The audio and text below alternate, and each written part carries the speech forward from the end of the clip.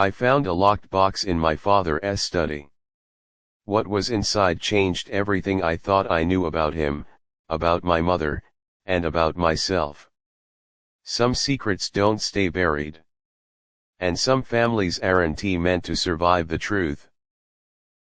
I couldn't sleep that night, not after what I'd seen, not after the truth had twisted everything I thought I knew into something grotesque and cruel.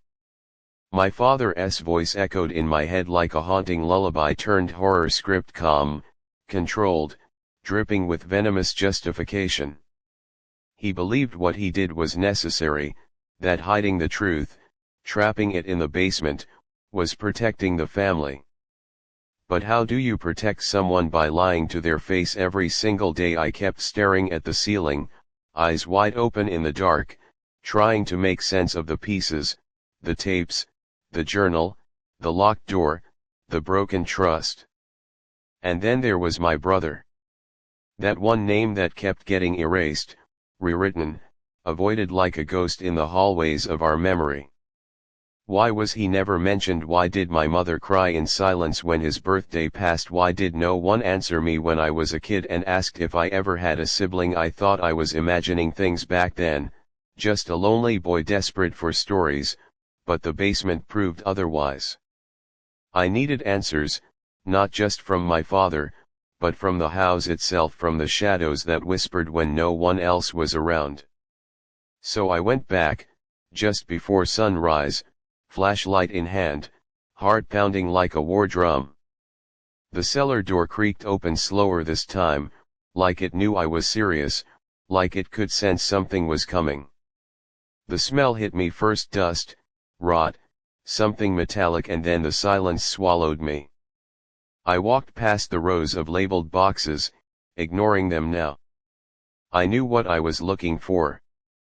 The far wall, the one covered in old wood paneling, didn't look like much, but I remembered the scrape marks on the floor, the way the air shifted slightly when I walked too close. I tapped the wall. Hollow. And then I pressed. A panel gave way.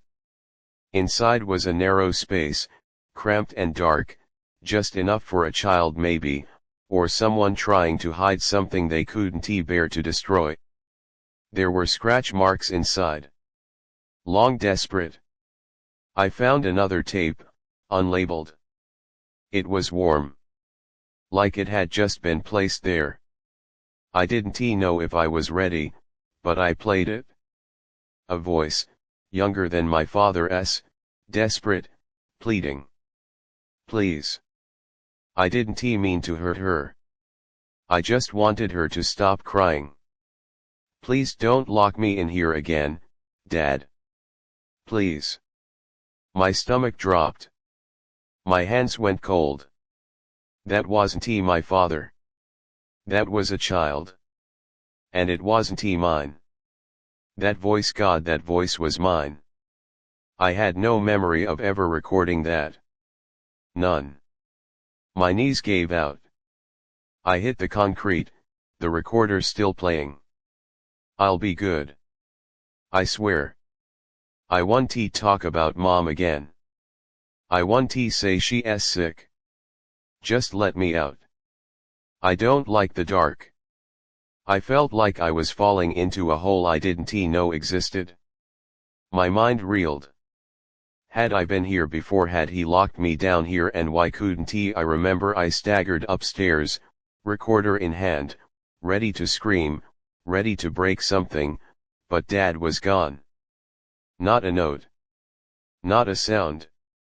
His car, gone. His things, still there. It was like he vanished. I called the police.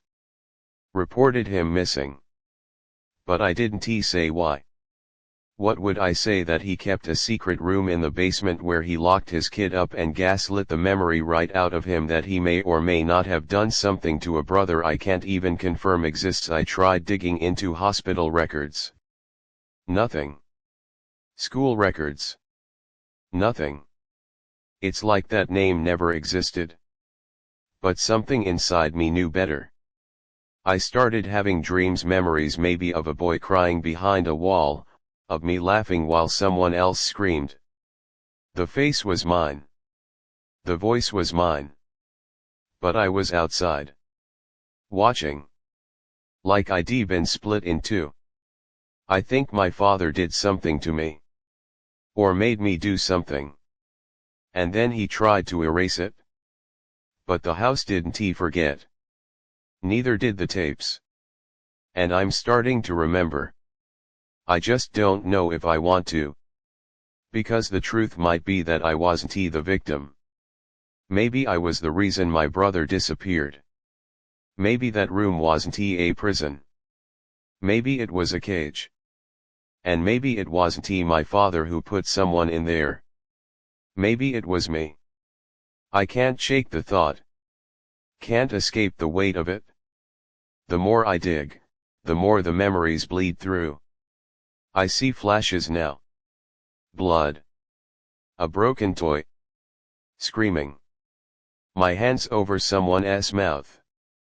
And I wonder, what kind of child does that? What kind of father covers it up? And what happens when the lie begins to crack wide open? I think it's already too late. The truth isn't just coming. It's already here. And it's wearing my face.